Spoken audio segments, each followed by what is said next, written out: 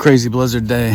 What I'm doing is I'm making this style of video. It's in this niche that's like, I gotta figure out the name, empowerment.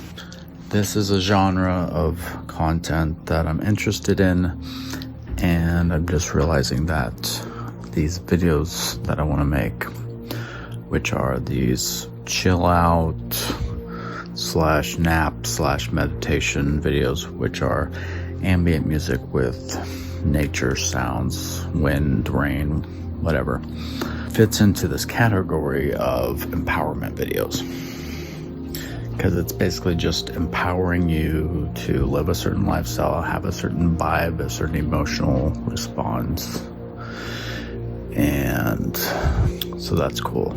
I like those videos. I have musical blah blah blah, so it makes sense for my skill set, and it's something that can be monetized in terms of affiliate links or product placement, whatever, links in the description type stuff.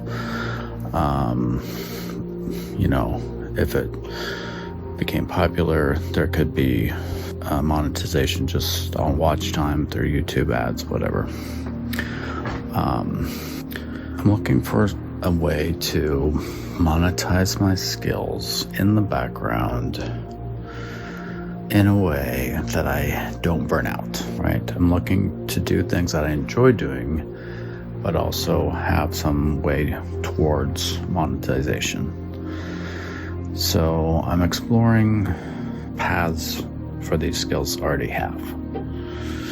Music production's something I already have, and actually making this music is pretty simple. It is a little time consuming in terms of, if I'm making an hour-long video, I have to render that, I have to make the actual video, I have to, even if I'm just using a video background, I have to have my computer render that, which takes time.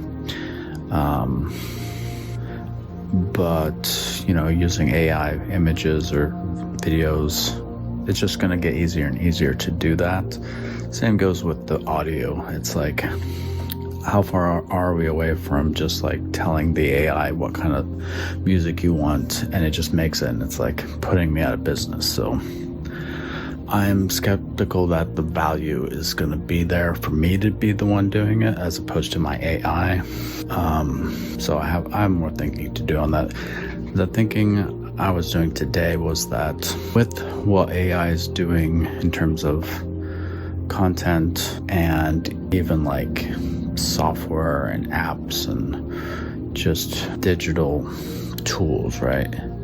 It's gonna get to the point where it's just voice to software, voice to digital content, voice to, you're just gonna be telling the computer what you want. And it's like, if everybody can do that, then the actual making of that content's not gonna have much value. It's gonna be like air. Like, oh, you want an app? Just tell the computer, it'll make the app. There's not gonna be any money there, because either you're gonna make it or somebody else already made it. Same goes for music, pictures, design, websites, blah blah blah. Anything that's digital, it's just gonna be tell the computer that you want it, and it's there. So I'm thinking, well, what is the value that I'm making that cannot be replaced by the digital world? What am I offering? What do I have that's a real personal human good? What is the human good that I have to bring to the world that isn't just creative output in a digital product?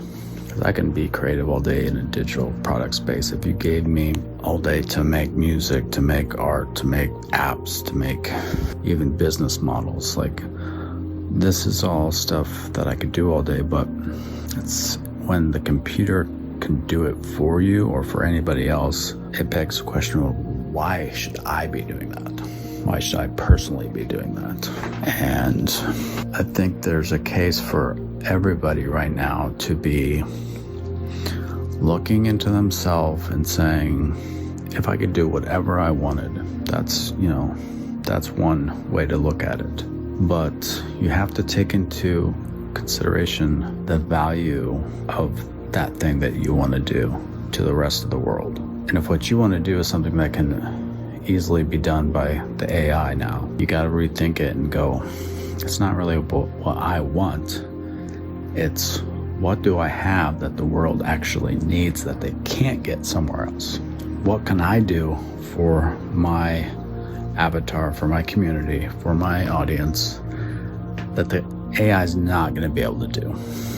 Like, I think we're getting to a place where it's like the human experience, the human effort is going to be so really freed up, but it's going to require us to find actual meaning in what we're doing. It's not just like, oh, well, there were these goods that people had to produce because other people wanted them. People aren't going to need to produce those anymore. The computer's going to make those things for the people that want them. People are still going to want them, but it's not going to be a person that's going to make them. It's just going to be words. And so it's like, what are the things that we still want people to do? Like, I don't want something that came from the computer. That's where it's going. I want something that a human did, or I want to be with that person doing that thing, or I want to see that person do that thing, or I want the thing done by a person. So what are those things as a person I can do in that world where they don't want the computer generated thing?